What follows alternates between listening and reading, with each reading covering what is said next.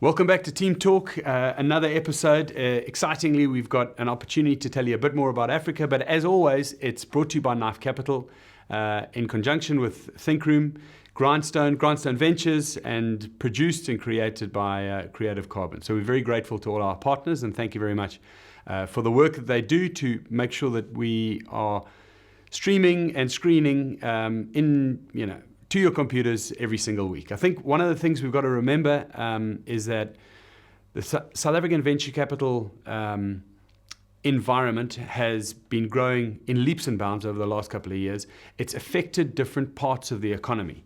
But one of the things that has grown in tandem, in sort of synchronicity, if you will, is people coming to Africa, people seeing Africa, people growing with and in Africa. South African tourism is a huge part of that. Over 70% of Africa's jobs are created by small and medium-sized enterprises, and in some African countries, up to 60% of the GDP is contributed from that sector. African startups and scale-ups are getting noticed by the world, and funding, both private and institutional, public, is flowing. We feel that Africa is open for business, and we participate everywhere where one, we can say that, but two, we can show the rest of the world that is the case.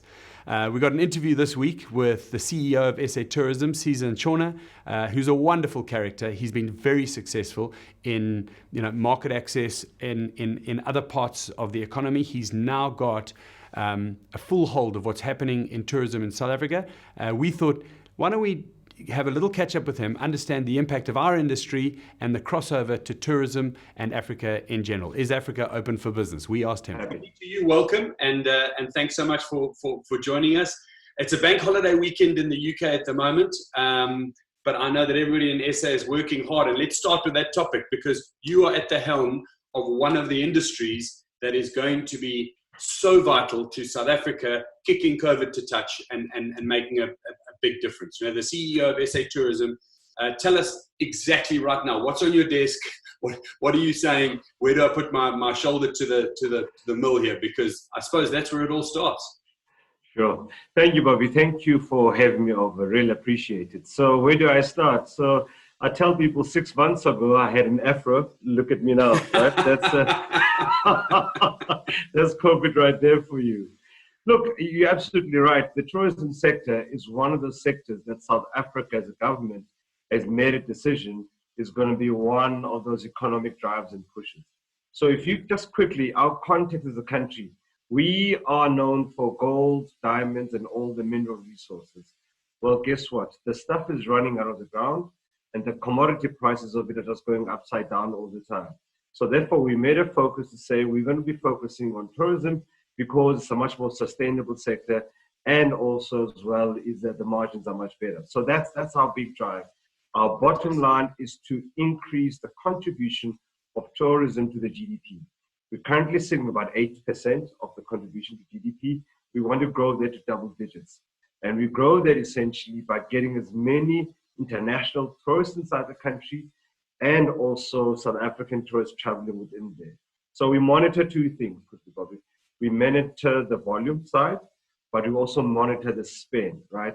How much does this tourist spend in the country, and cumulatively, how much does the country gain basically from that side? So we map out the world into different regions. There are certain areas that gives us good numbers in terms of tourists, but they don't spend that much, so we hug them a little bit.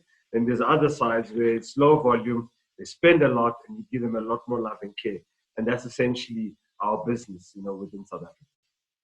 So, I mean, you've got to always be managing then where your revenues come from. What does the world map look like? Where do people trickle into South Africa from? Where do they flood into South Africa from? And let's talk sort of no COVID environment. Just if you're mapping the world, looking out at the world, where do you see as your pots of gold? Absolutely. So pre-COVID, essentially 2019 for us, right? Mm-hmm. We had 10.5 million international arrivals in the country, and close to about 300 billion rands in terms of revenue. That's about R1 billion every single day, just from the sector pumping through, right? Amazing. Our volume, 74% of our arrivals comes from the African continent, but that only accounts for 15% of the receipts or the payment. The joy for us really comes from Europe, right? where they only make up something like 13% of arrivals in terms of volume, but close to about 55% in terms of revenue from that side. And the UK is our big ones, followed by Germany, close by, and the likes of France and the other ancillaries as well. Fantastic. And I mean, you know, it's almost 80-20 principle. So you're able to look at those high spenders and say, come back, come back. Now, I want to get more into the numbers with you, but I also want to deviate a little bit because you've had an interesting background. You've also worked in businesses that have to understand access to markets. You know, you've also looked at enterprise development funding and the sector as a whole. We're about entrepreneurs. We're about small businesses starting up, going international, chasing dollars and pounds, just like we've said right now. How much of this innovative South African mentality is going to help us going forward? I mean, you know, do we get a chance to stimulate these young entrepreneurs in the sort of, let's call it tourism and ecotourism and travel, etc. sectors, and give them the support they need to create extra stimulus beyond just people coming to visit us. People who might come now because they see us more. You know, they might come now because there's an entrepreneur who's doing something differently. Maybe it's safety orientated, maybe it's travel or mapping orientated. What percentage of your time in the year is taken up looking at what's happening in the innovation space around tourism? Sure. So it's important to understand the value chain of tourism, right? And it's far and wide. And I have a challenge out there that says, show me a sector and I'll show you how tourism contributes to it, right? And that's the big, so it's a huge magnet that actually stimulates other, sectors and economies.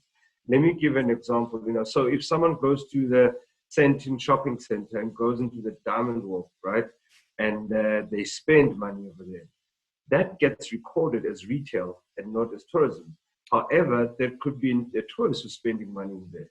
So essentially, the shopping centers need tourists in order to drive. So, and right across the board. So whether you're looking at construction, whether you're looking at even agriculture, food, right across the board from that perspective. So I'm always in the space that says, let's invite outsiders into the sector as well. Because we're very clear, Bobby, that the innovation or the disruption is not going to come from the sector itself. It's going to come from outsiders in.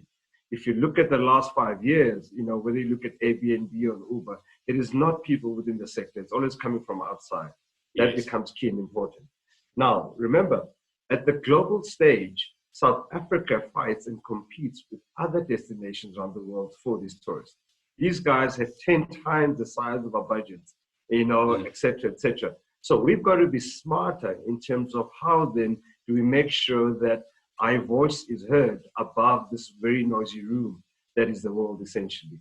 And these are the differentiators that we're looking at as well. So the very big concerted effort that we are making in terms of opening up the sector now is to say, let's open up wide open so that we can get entrepreneurs and disruptors in that can actually leap us forward in terms of making sure that we keep our competitive advantage in South Africa.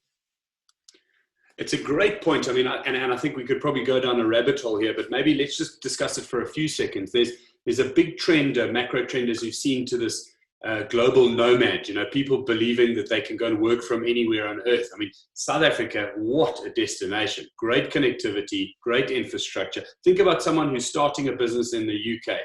Office space here is going to be 50 to 100 times what it costs in Cape Town, but you're going to get exactly the same infrastructure and just at a hugely beneficial cost element to yourself, and you're going to be stimulating, in the economy. It's almost like there's a business tech sector tourism. So like you said, maybe that innovation doesn't necessarily just come from, what we traditionally see as tourism. Absolutely. The world is flat now, isn't it? In terms of how we are all connected. And I think South Africa, because of its landmass, is actually very attractive to the world, just because of its social distancing, its open areas and spaces.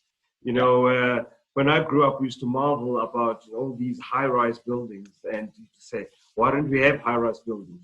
Guess what? I think the time is now for the lack of high-rise buildings across the board. So it's about positioning South Africa then as both a tourism destination and also an investment destination that is conducive for business to happen. But we're always kind of saying, meet here and grow anywhere. Because part of the tourism play, by the way, is not just the leisure side. We also focus on business events. This is the MICE sector, the meetings, incentive, conferences, exhibition, you know. So where at any given point in time, you could have a conference at the Cape Town ICC where 10,000 delegates from all over the world come and converge to Cape Town and spend 5 days, you know, the convention center, right? And then stay on for an extra week exploring the country. And these are the linkages that we are making, you know, essentially. New experiences, immersion, and you're getting also trends, Bob, that, you know, people want to travel with a purpose. That tax dollars and tax pounds, I mean, the tourism rands and tourism dollars and pounds, they leave behind, act as a catalyst in those communities that they've kind of been in. And I think we trying to converge all of these things into one space that positions South Africa as the go-to place.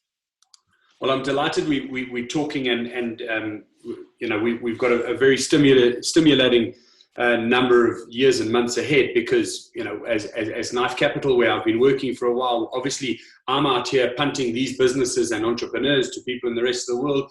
As a result, we've actually had people from the UK going to Cape Town, liking a business or an opportunity so much they've either bought a flat or rented a flat for 5-6 months, and now they work. You know, they call them the swallows. They come over from the UK, they stick around in SA, they play golf for very cheap, eat for very cheap, and invest in the business for very cheap. But then it's mutually beneficial. It's symbiotic, because the young entrepreneurs get the international flavor and experience, and they get a chance to be, you know, dabbling in businesses for slightly cheaper than they would have to here on the high street in the UK. On that level, you mentioned MICE. We are talking around Africon, people looking at Africa, stimulating sort of probably 100% of what you've spoken about and a little bit more, you know, time and effort back into Africa. Is South Africa going to have a big presence at that conference? Do we know anything about how it's going to look now, sort of post-COVID, and the rules, etc., with travel? Sure. So one of the key things that COVID did was to give us time to actually look at the regulatory environment. And this is where we are squarely looking at government and saying, we need to tweak a couple of things so that South Africa becomes easier to access and also easier to move in and out, right? So whether we're looking at our visa regime or any form of, you know, kind of regulatory requirements, let's make it easier. For example, those swallows, we want more of them, right? So people come in and invest in physical property, right? And then activities over there, so that they spend half the year in the country, another year wherever they are, as an example. Now, these require then special type visas to be given to these swallows, as opposed to the normal 30, 60 or 90 day, but kind of giving them when you are a property owner, something must be changed and be different. Or whether you look at unabridged certificates for young ones traveling, et cetera, et cetera. So the entire regulatory regime needs to be kind of looked at as well. So that becomes key and quite a kind of landing block. Now, ultimately, is for South Africa to win, we need Africa to win as well, right? And this is where we are starting to look at our neighbors to say, guys, let's do a couple of things right? For things to happen here, we need everyone to prosper. So can we look at, you know, the SADC region as a block, right? So essentially saying, how then do we profile a trip to Africa, to Southern Africa, to visit 5 countries as opposed to 1? So come to South Africa, but we'll throw in the Vic Falls to Zimbabwe, an example, go to Okavango swamps in, you know, in Botswana, Namib Desert in Namibia, and the lovely beaches of Mozambique. And suddenly now, someone would have stayed 8 days, 10 days, they end up spending double that much, as an example. And I think that's where the trickery comes in. Similarly, then, in the conferencing space, is that South Africa, by the way, is the #1 conferencing venue in Africa and the Middle East, right? Now, in order to keep that, we've got to make sure that we also have other areas that light up on the continent, right? And we've seen Rwanda investing quite a bit on the conferencing space, and we applaud that, right? And we also want to see something happening in West Africa. So we're trying to shake up the entire continent to kind of say, guys, the days of just relying on oil or mineral resources are gone. We've got to diversify our economies, right? We've got to be attractive for investment coming in. We've got to make it user-friendly for entrepreneurs, disruptors to come in as well. And that's how you're going to get this dynamic mix of an economy going. I think you're so right. I mean, I've been so incredibly lucky with sport and business travel around the world. And I often see the similarities, when you go against or you go and play rugby or sport against a country, you look at the similarities between your country and their country, and I've always been so proud of what South Africa can put on the map in terms of what we have in our backyard. But then you look at other countries, like I've gone to New Zealand, and despite hating the All Blacks rugby team, that's okay because I had to play against them and they were always so good. I love the country. I really think it's an incredible destination, and I think they've done so much with so little. Their recreational vehicle parking areas are well manned, well maintained. Their free walking mapped areas to sort of trout fishing and mountain walking and beach walking, etc. They're very forward thinking in terms of the regulatory stuff. So I'm delighted that you're thinking about it in terms of a coalition of the willing, a collaborative approach. Things like, for me, we do have a problem in South Africa between farmers and protection of farmers, but we don't have land rights usage agreements where those farmers could benefit from tourists coming to South Africa. Think about going to see the flowers. There's often blockages, going and walking in the mountains, etc., etc. Sure, there's safety to come in, etc. But I think there are going to be some little innovations there which could really help us going forward. Absolutely. The thing about, again, it's also social pressures, the environment. I want to tell people that, when someone walks in the room and says, listen, I own a mine, everyone gets up and claps hands. Gee, this guy's important, he's a miner, right? And I walk into the room and say, listen, I'm in tourism. Like, what's that? No one really kind of understands it. And again, it's about how we position it as a catalyst for the economy of South Africa, right? Yes. And that becomes quite important, that what tourism does, you are able to import outside people to come spend in your economy and therefore show it up, right? Yeah. And the example I make, Paris is the most visited city in the world, right? They've got more chemists and more bars per capita disproportionate to anywhere else in the world. Because essentially what is happening there is that the infrastructure is accommodating the fleet that is walking through there, irrespective of where these feet come from. And I think that's where the opportunity comes in, that when tourism does well, the economy does well. And that's how you got to shape it, basically. I was speaking, to a guy who owns a bakery in Hermanus, right? Mm-hmm. And he's been saying, actually, just before COVID, when the orcas come and kind of obviously chase away the sharks, right? And he was saying to me, geez, my business is down, right? And then I said to him, do you now realize that you actually work in tourism, right? It's not the tourists come to him and his shop that buy there, but the ecosystem. When the sharks go, suddenly the whole town goes down. And I think it's those dynamics involved that we're really just trying to showcase and say we've got a wonderful country. Comparatively speaking, Kruger National Park is the same size as Belgium, the country. That's our zoo. You gotta say, that's our zoo. That's our zoo. So therefore, how do we take this zoo and make the best out of it, right? And the comparison that you come here with New Zealand is that it's a small country. But I think the lack of space as well has made them think innovatively and kind of shape it to get maximum yield. And that's the space that we've got to get in. It says, how do we use a competitive advantage of great weather, great space, consistency, great roads, by the way, that whole infrastructure. How do we get that and position it to the world and says, come over here, come for leisure, come for business, basically, and I think that's the key thing, one punch hard, as this country. Absolutely. So if I can just echo that, just to people watching the show, as you know, we've got a couple of young entrepreneurial endeavors and the entrepreneurs, come on board and we showcase some of them. But think about this as an area, everybody. We've got the CEO of SA Tourism saying, help me innovate, help me manage incoming people, help me look in this sector. I can tell you right now, Knife Capital, we don't fund just tech businesses. We don't fund businesses that are all traditional. We fund innovative businesses. If you come to us with something that helps Sisa and his team change the world in terms of how we can receive people, I promise you're going to be seen in a better light. We're going to be able to knock down your door and come and present and say, and if it's not us that's funding, at least we will have had the platform to tell more people about it. So I'm delighted about that, and I appreciate that from you, Sisa, because it really stimulates the thinking of, you know, where else people can contribute as well.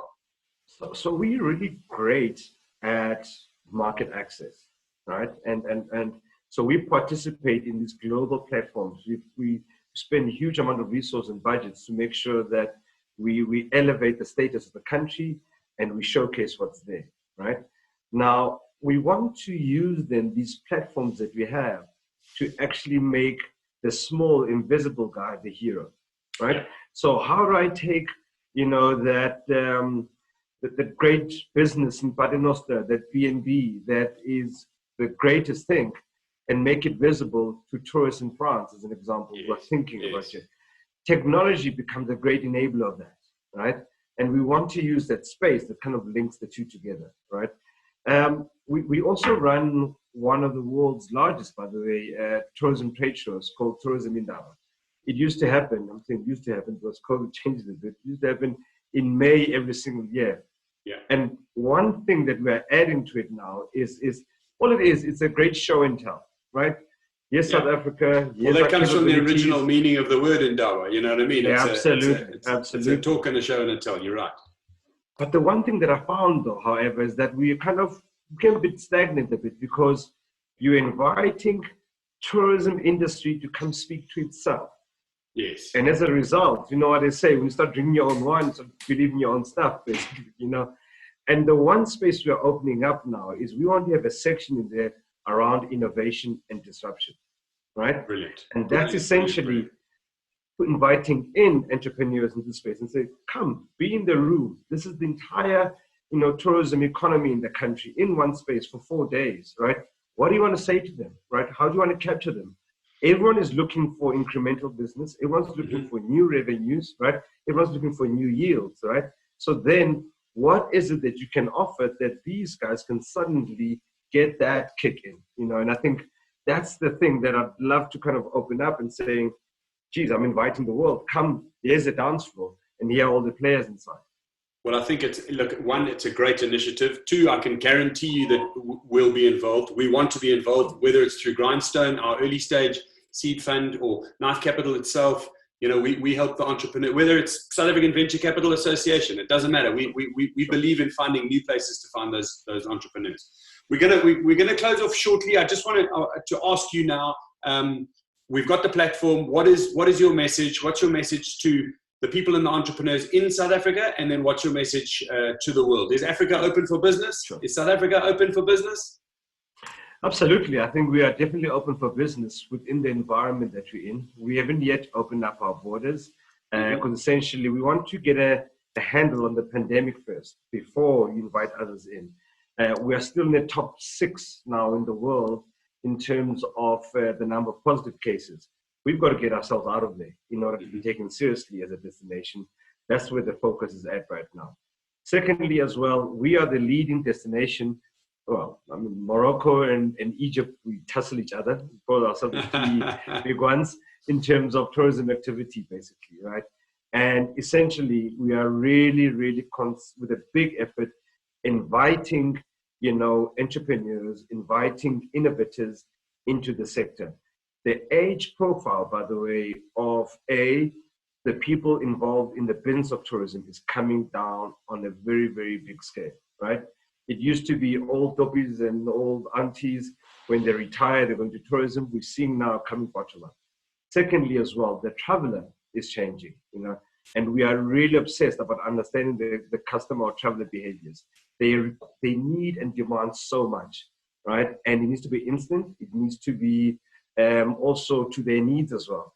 And this is where, you know, players like ourselves, we need to know what we're good at. We're good at aggregating and putting things and people together, but we need those people and things, you know, that are actually there. So essentially inviting, lastly as well, the private sector, the entrepreneurs to come in disrupt the heck out of the space, please. It's really something, right? But also be part of the change, I think, ultimately.